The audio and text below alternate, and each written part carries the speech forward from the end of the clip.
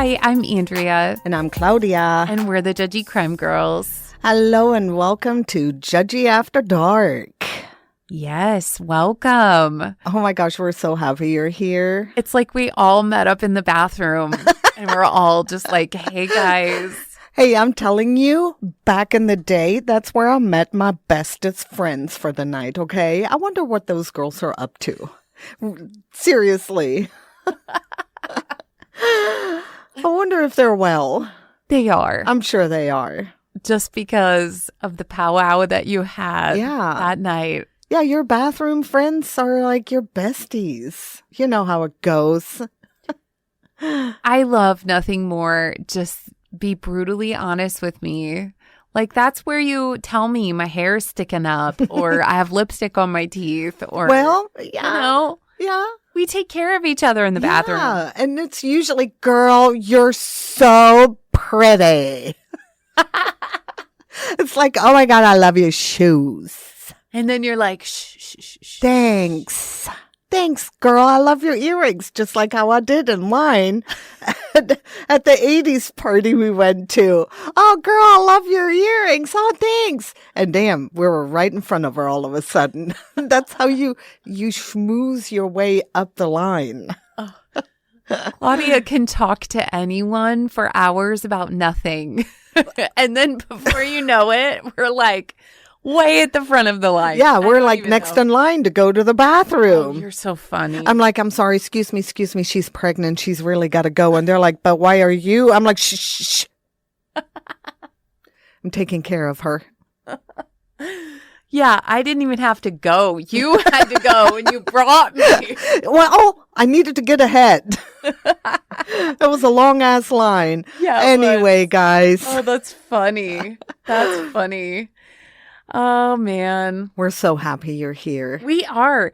Like, public restrooms are gross, but other girls make it worth it. Yes. Yeah, and sometimes I would come back and my husband be like, where were you? Like, I was in the bathroom. He's like, for an hour? I'm like, well, I was talking to, Sylvia, Manuela, and Michaela, and Andrea. And, they're like my best friends. Oh, my God. Yeah. You're so funny. And, I mean, us, this true crime club, I don't even know where we would meet up, okay? We would meet up, like, at the cemetery. Oh, that would be so cool. And just be like, hey, guys. Oh, that would be fun. Yes. The cemetery needs a bathroom. That's where we should have our next live show. Judgy After Dark, the cemetery. Yes. Remember when you talked to me about there was a TikToker that like cleaned all the headstones? Yes. I could see you doing that. We were actually just at the cemetery. On Monday, last week Monday, would have been my nephew's 23rd birthday. And my girls and I went to the cemetery, but we all three of us just love walking around and looking at the old gravestones and trying to figure out what it says. And the babies is the one that always gets me. But there was this huge, I don't know, it's not a gravestone. It's like what do you call them? I don't know. Not monument, but it was just huge. It was 4-sided and it had names on each side. And on one of them, it had big letters, a man's name. And then on top, it had a woman's name and it said first wife. And on the bottom, it had a woman's name and it said second wife. Oh, and I'm like, no. oh, scandalous. What is going on here? But, so I love walking around cemeteries. Just absolutely love it. Yes. So for our first meetup, you will know where to find Claudia. At the cemetery. Yeah. Where the old graves are. It's just so interesting. I haven't been in one in a while. I'm just going to be honest. I do think that they're interesting, but they are also sad to me. So it's hard. Definitely. And I just, out of respect, I try not to, Yeah. I don't want to feel like I'm just pouncing on their bodies as I run through and frolic and enjoy myself. But I do, like, I wonder, oh, yeah, like you said, 2 wives buried, like, practically on top of each other. How does that even work? Yeah, I mean, it is sad. Cemeteries are always sad. I just find it interesting how old some of those headstones, some of those graves are. You know, we're talking 1802 or whatever, and I just find that very interesting. Yeah, I do too. I instantly, when you were talking about the years and the names, my brain just instantly goes to fonts because I am like, if they bury me with Helvetica, I will be so mad. Like, I'm a Comic Sans kind of girl. and I want to know, like, I want to have Judgy crime girls on my tombstone. Yeah. It's got to be something Definitely. cool. We need to have little mics. Yeah. You know, here lies the podcasters. So please, people, tell us, are we weird? I think we are. There's no question. I'm sure there are other weirdos out there like us. Yes, there are. Yeah. They're just very few. Oh, they're my people. Yes. Yeah, we are a rare breed, but there's a whole sector of people, I believe, from the genealogy department of the library that goes to graves, like to document who is there. Oh, I'm sure. We should have them on the show. That is very interesting. I would totally do that. But anyway, we are so glad you're here. Yes, thank you so much for supporting us. We are a very small podcast. We are not part of any large network. So your support really and truly means the world to us. Yeah. So thank you. For sure. And as a subscriber, you will get an exclusive discount for merch. You will get a shout out on our show and a thank you from us. Yes. Well, this is our very, very first subscription episode. Ever. Our very first. I hope you like it as much as I do. This really touched my heart and it made me so angry. And it is the unbelievable story of Terry Jo Duperrault. I am so excited that you chose this. It is the perfect episode. I cannot believe that you found this. Yeah, I was reading about it all week long. I just kept reading and reading and reading. And the more I read, and then, yeah, I'm like, I have to do it. This is amazing, unbelievable. Wow. Yeah, so let's get right into it. Okay. Are you ready? I'm ready. What was it? Buckle up? No, what did you say? I said, let's get wet. Oh, yeah. Born and raised in Wisconsin, Arthur Duperrault developed a love for tropical waters as a Navy man in the South Pacific during World War II. During that time, Arthur dropped out of college for a bit, joined the Navy where he was a medic. He was assigned to the Pentagon where he met his wife, Jean, who was a secretary for the FBI. Oh my goodness. She was like the coolest chick ever. Jean loved gardening and she grew their own vegetables. She also had a knack for decorating and their home was beautifully decorated.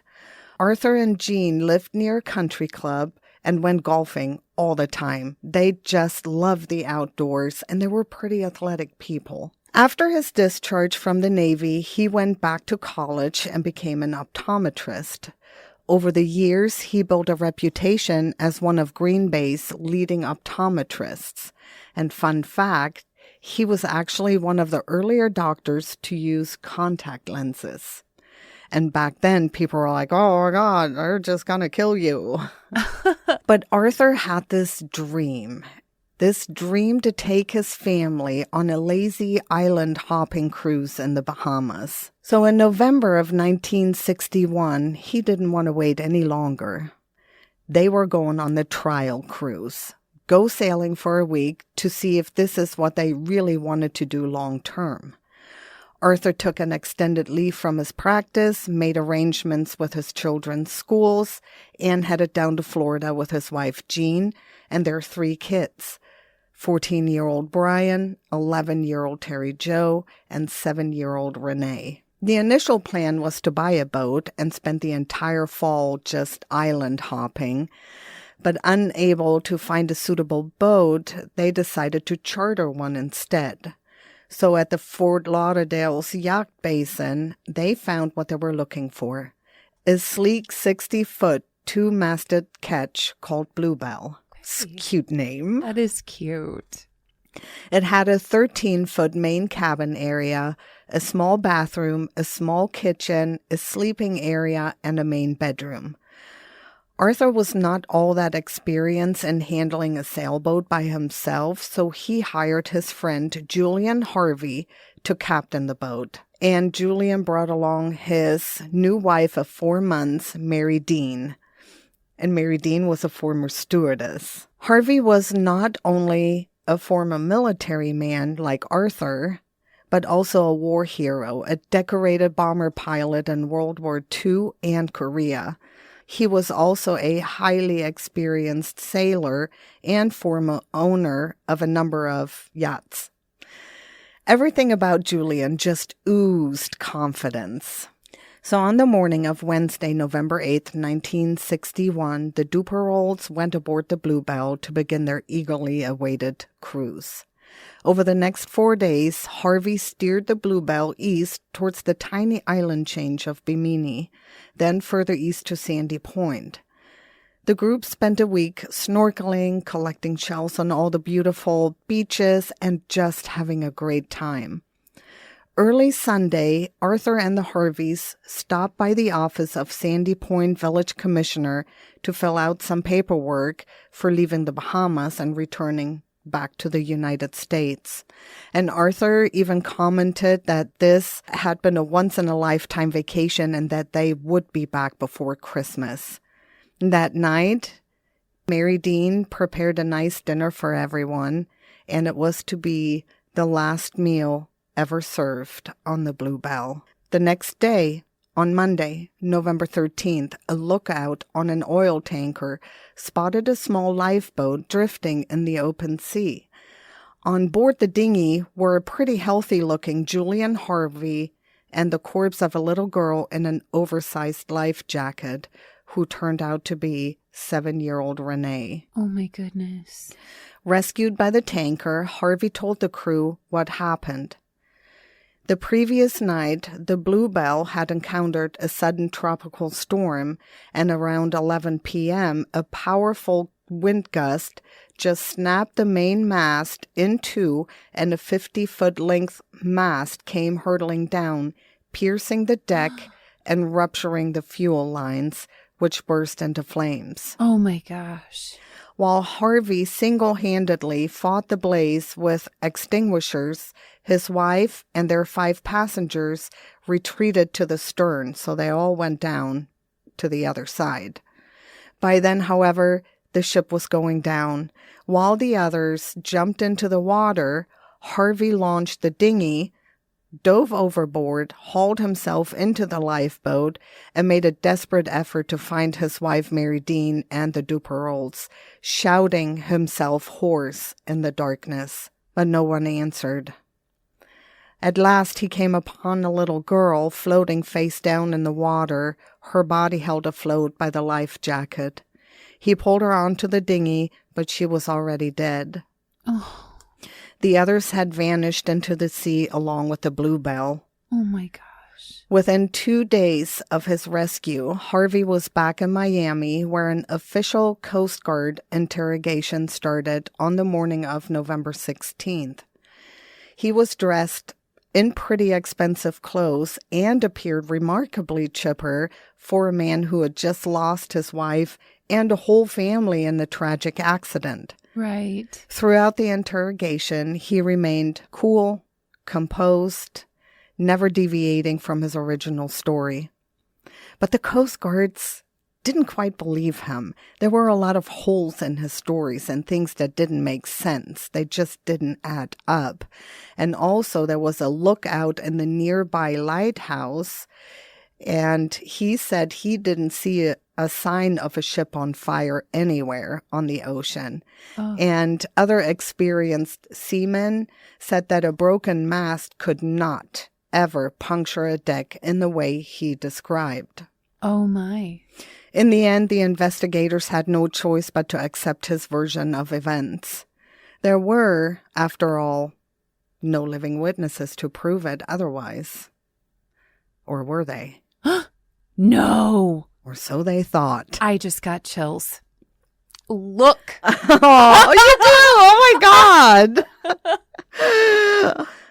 Harvey had just finished his testimony when a Coast Guard official busted into the hearing room with the news that a survivor had been plucked from the sea. And Harvey was like, oh my God. And it took him quite a while to regain composure. And he kind of smiled and was like, why, that's wonderful. Then without another word, he got up from his chair and he basically ran out of that room. Oh my gosh. It was a Greek freighter, the Captain Theo, that found her. A little girl perched on a little cork life raft floating alone in the ocean.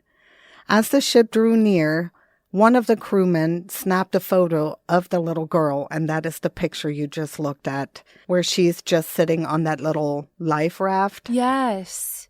And so they just randomly found her. Yeah. Floating out in the ocean. Yes. Oh my gosh. And she was out there for how long?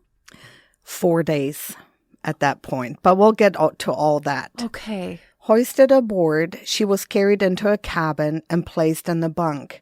It was clear from her condition that she had been out there for a few days. Emaciated, dull-eyed, dangerously dehydrated, and severely sunburned, she barely clung on to life as the captain asked her questions. Oh. Finally, she managed to just rasp out a few words before sinking into a coma. Oh. The name of her ship, Bluebell, and then her own name, Terry Jo Duperrault. Oh, poor baby. I know. That story just had my heart. I'm sorry. I'm just hanging on to my seat over here. A telegraph from the captain of that freighter said, picked up blonde girl, brown eyes from a small white raft, suffering exposure and shock. Brought an immediate response from the Coast Guard, and she was helicoptered to Miami's Mercy Hospital. And for a child who spent 4 days adrift without food or water after the annihilation of her entire family, she made a remarkable recovery. By Monday, November 20th, 5 days after she was found, barely alive in the water, she was strong enough to talk to the Coast Guard officials. The story she told was radically different from the one that they heard from Julian Harvey. Oh, this is going to probably make me cry. Contrary to what Harvey had claimed, the mast was intact and there was no sign of a fire anywhere, and the sea, she said, was calm. But this is her story. Around 9 p.m., Terry Jo headed below deck to her sleeping quarters in the small cabin at the back of the boat. Normally, her sister Renee slept in there with her too, but on this night, her younger sister stayed with her parents and brother on deck in the cockpit. In the middle of the night, Terry Jo was jolted awake by her brother yelling, "Help, Daddy, help." She also heard brief running and stamping noises, then silence. She lay in her bed, shaking, disoriented, and terrified. Creeping from her bed, she saw her mother and her brother lying motionless on the floor of the main cabin, blood pooling around their heads. Oh. Making her way up the stairs to the main deck, she saw more blood near the cockpit and no one inside. She didn't see anybody else. But then all of a sudden, Harvey came rushing out of the darkness and he yelled at her, "Get back there," and he pushed her down the stairs. Confused and scared to death, she went back to her bunk. She could hear water slushing on the deck, and gradually she became aware that oily-smelling water was coming into her room and rising. All at once, Harvey, holding what looked like to be a rifle, appeared in the doorway, and for a long, terrified moment, he looked at her without saying a word, and then he turned and headed up the stairs, leaving her alone in the darkness. No. Yeah. The water in her cabin continued to rise until it reached the top of her mattress.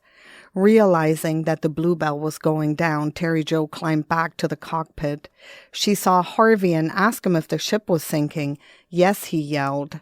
And a moment later, he jumped overboard and swam to the dinghy, which he had untied a few minutes earlier. Alone on the sinking ship, Terry suddenly remembered the flimsy little raft of cork and canvas webbing, 5 feet long and 30 inches wide, tied to the top of the main cabin. Undoing the knots, she managed to scramble onto the little boat or float just as the bluebell went under. Oh my gosh. Unbelievable. She huddled low on the float and didn't call out for her family, afraid that the captain might be waiting in the dark somewhere for her, so she was scared and quiet. She had no water, no food, and in her thin white blouse and pink pants, she had nothing to protect her from the chill of the night, and she began to shiver uncontrollably. Well, she got wet, and it's cold out in the ocean at night. Soon, one thought began to occupy her mind. Where's my father? Where's my daddy? Oh, of course, but then it's like, is he going to kill me? Did she think that he killed her mom? I don't think she really knew what was going on. She just saw her brother and her mother. So in her head, I think she was still thinking her dad may have been still alive. Where's my dad? Right. And yeah, she was afraid that Harvey would come back and kill her. But she had 2 siblings, and she just didn't see the other one. No. Okay. Oh my goodness. And she just left her. And just to remind you all, she's 11. The next morning, a Monday, the sun came out and warmed her, but she soon realized it would bring even more danger than the chill or the cold of the night. As the day progressed, the temperature quickly rose to 85 degrees, and the sun began to scorch her. The flimsy float was beginning to disintegrate, exposing her legs and feet to the sharp teeth of parrotfish that were just nibbing at her feet. With each passing hour, her tongue became drier and her throat more parched. But even so, she said she wasn't hungry and she wasn't even thirsty. On Tuesday, a small red plane circled overhead. She watched it and waved at it for a long time with her little white blouse. And at one point, it dived in her direction and she waved frantically, her heart pounding, like pounding with hope. And the plane passed directly over her, close enough that she could see the details of the underside of the plane, but it was flying at an angle that made it impossible for the pilots to see her. And in her little white raft, white blouse, and light pink pants, she looked like white caps on the waves. So she blended right in. This is just breaking my heart. So he didn't see her. When you think about like terrible ways to die or be tortured, I would say this is right up there. This would be it. So early that afternoon, Terry Jo saw some ghostly shapes about 30 yards from her float just beneath the water surface. Her heart was beating so fast, like it caught in her throat. The shapes came closer, and she could see they were porpoises.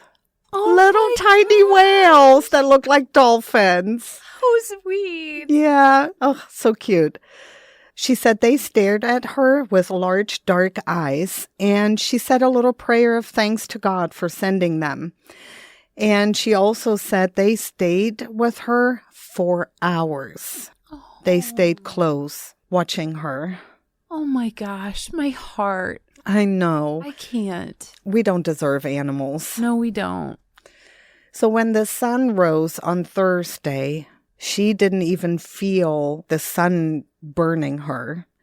She was in the deep sleep, close to death, And by mid-morning, on her 4th day alone on the raft, however, she woke up and opened her eyes. And there was a huge shadow in front of her, and she thought it looked like a beast. When she looked up to the top of that great big wall, she saw heads and waving arms. She could hear voices yelling and shouting at her. And finally, she felt strong arms lifting her up slowly as she passed out again. And it was that freighter that found her. Oh, what a beautiful story. I mean, that she was saved. Yes. What a vulnerable position to be in. At 11 years old. 11. Well, and I'm sorry, but anywhere, even if you were in the most comfortable place on earth, you see your mom dead and your brother in a pool of blood. Yeah. It doesn't matter where you're at. It's going to feel like hell. Yeah. But to be lost, scared, feeling like you're going to die after that. Oh, what a strong little girl. I'm telling you, amazing.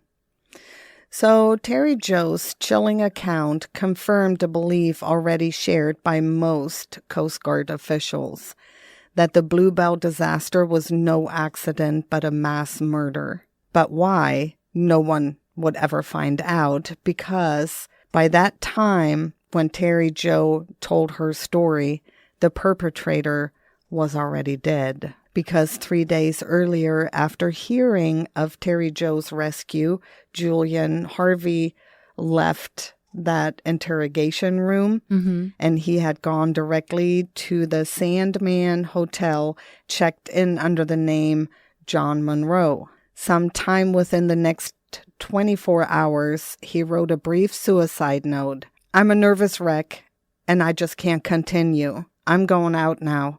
I guess I either don't like life or don't know what to do with it." And after adding a final wish for burial at sea, he placed the letter on the center of the desk, put $10 on top of his pillow for the maid, and went into the bathroom where, with a double-edged razor blade, he cut his left thigh down to the bone, smeared his own blood on the walls, then slashed his ankles, wrists, forearms, and throat. Oh my God.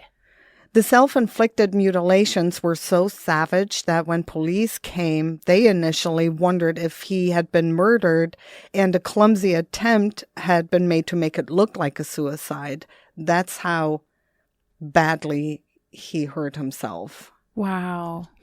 Every investigator believed that his suicide was prompted by Terry Jo's rescue and his realization that he was caught and he would probably go to jail.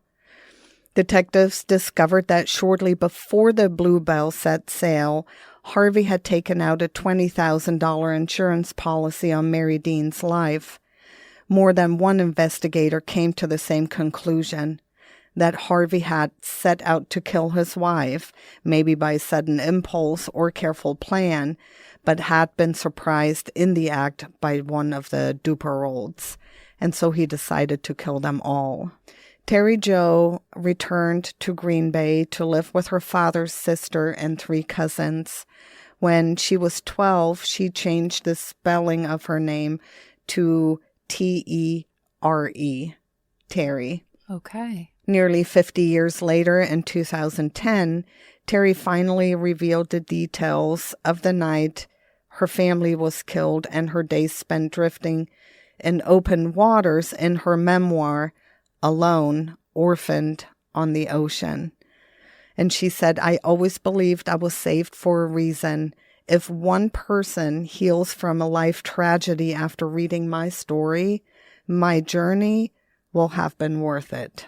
And she actually had a hard time because, as you know, in typical Midwestern fashion, nobody talked to Terry Jo about what happened. The whole family was told to never mention the incident to anyone. Why? You know how Midwesterners are. Like, if you don't talk about it, then she's fine. Mm-hmm. You know, if you just keep it quiet. Teachers were told not to talk to her or mention anything. Friends. Nobody talked about it around her. And when she published her book, I read that even some teachers came to see her and just to apologize that they weren't there for her. Because I guess she was okay, but she still had a little bit of a rough time. Oh, for sure. She was 11. Ugh. And her whole family was never mentioned again. Like, how traumatic. Oh, yeah. Wow. Is she still around? Yeah. Today? Mm-hmm. Wow. She still is. What an amazing person. Yeah. Harvey was a little shitbag. Let me tell you about him real quick. So he didn't know his biological father. He left when he was little. So his mom remarried a rich guy who was an entertainer. And his mom was actually a Broadway chorus girl. And so she married this man who was rich, and he gave Julian everything he ever wanted, including a yacht when he was 10 years old. Oh, wow. But the crash in 1929, the marriage broke up because I guess the entertainer, her husband, was broke, and Julian was sent to live with a rich aunt and uncle who pampered him in the style that he had grown accustomed to. So he worked out a lot because he was a scrawny kid, right? And he was a good-looking kid, like good-looking guy back in the day. And he was even a male model. He worked for an agency. And so he enlisted in the Air Force in 1941, and he became a wartime hero. He was, of course, irresistible to women, though he couldn't hold on to them. So he had 5 wives before he married Mary Dean. Then one of them ended under deeply suspicious circumstances that would come to seem even more ominous in light of like later events. Back in 1949, Harvey was then stationed in Florida, and he was driving home from the movies with his 3rd wife, Joanne, and his mother-in-law, Myrtle. And they crossed an old wooden bridge over a bayou, and the car went into a skid, crashed through the railing, and plunged into the waters, and both women drowned. Harvey escaped without a scratch. I was just going to ask you, like, how many other wives died? You know, a lot of times, yes, insurance policy murders, it's funny how they never just happen once. No. So this seems to be the only other wife that was murdered, but he had several sailboats that either sunk, caught fire, and he collected all this insurance money. And he had several of them. I mean, it's unbelievable how he got away with it for that long. Unbelievable. When his 4th wife divorced him super quick, and then within a year, he married his 5th wife, Georgiana, which I love that name. So he left the military by then. He had left, and he purchased another sailboat, but less than a year later, he sank that in the Chesapeake Bay. And despite the suspicious nature of the incident, Harvey eventually won a settlement of $14,000, over $14,000, which is around $112,000 today, from the U.S. government. And he used that money to buy another boat. And, and that one, he collected the insurance because it caught on fire and sank, like I just said. And Georgiana sued him for alimony. She was like, I'm going to divorce you and you will pay me alimony. And she's lucky that she is probably still alive. Yeah. Wow. Well, that was amazing. You did a very good job. That little girl. That just sweetheart had my whole heart. She still has my whole heart. Yeah. We are your aunties. No, because she's way older than us. Yeah. Whatever. She's not 11 anymore, but we're still your aunties, Terry Jo. That's right. We're your family. What an incredible woman. I think that's that thing where you're strong because you have to be. Yes. And you don't have any other choice. Yeah. Other than to just move on. There is no other choice. And wow. But how strong of her to walk in and say, this is what happened. Yeah. I will not paint this picture any other way. Right. Because she could have done that. Well, sure. Definitely. Yeah, because they're like, oh my God, what happened? You know, because Harvey already was like, oh yeah, I tried to save them all, but I couldn't.